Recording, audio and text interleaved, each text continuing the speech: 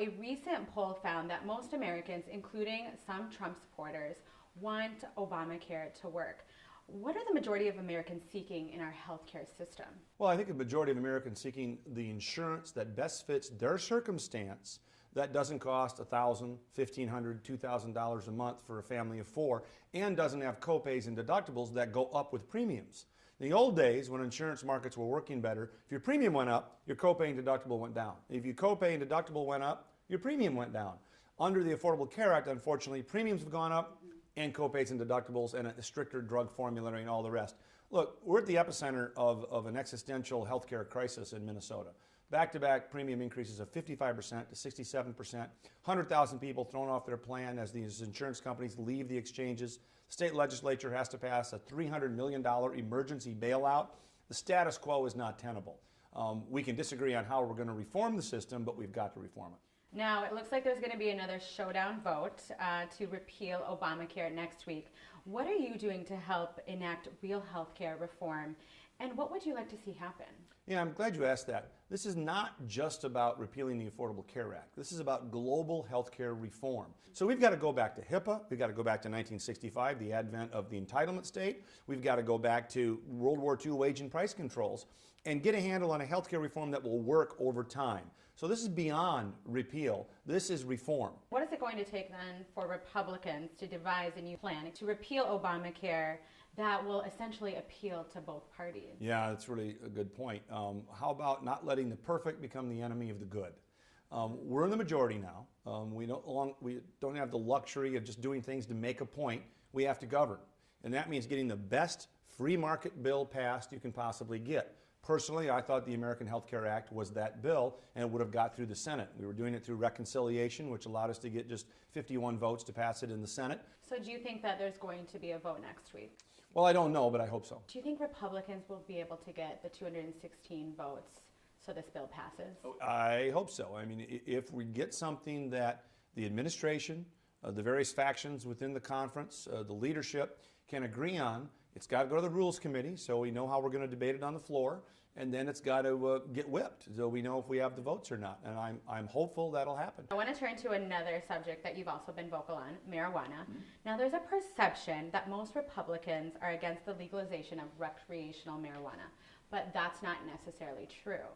Well, I'm not going to prescribe a notion for everybody on what they should do. I certainly wouldn't want my children to go out and be smoking marijuana.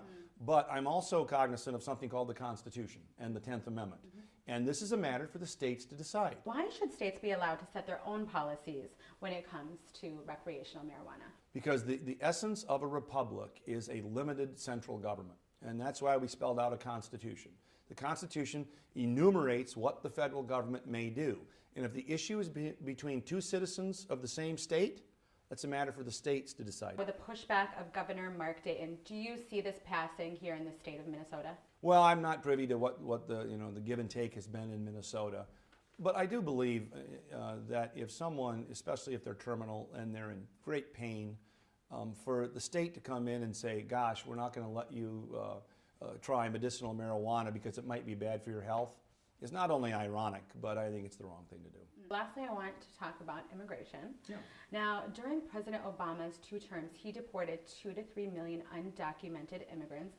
Now, President Donald Trump has vowed to deport up to 3 million undocumented immigrants and has already deported hundreds. What's driving the recent crackdown of the deportation of illegal immigrants here in the U.S.?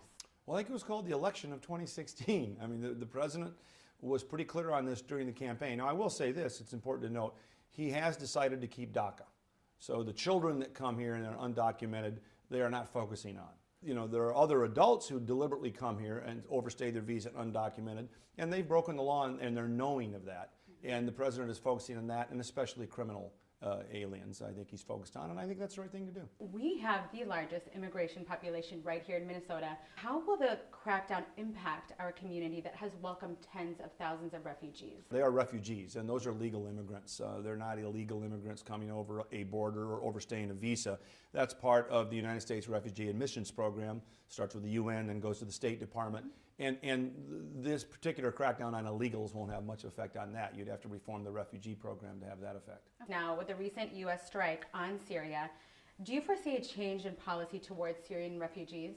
Well, I don't think so, and I probably wouldn't be supportive of that. What we know about the Syrian rebels is that they are infused with al-Nusra, which is an al-Qaeda affiliate. There are other elements there. ISIS, the Islamic State, is there, and they have embedded themselves in the opposition in Syria. So I don't think we should go all out in supporting them until we know what we're supporting.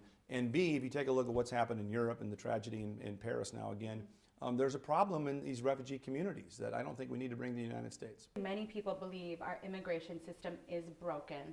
What's the key to comprehensive immigration reform? Yeah, great question. The key is the confidence of the American people that we have secured the border. I think once the American people have that confidence, whether it takes an actual physical wall or not, but once the president proves he's serious about the border, he's got that done, I'm actually confident we'll do immigration reform. All right, thank you so much, Congressman. Oh, my pleasure. Good to be here.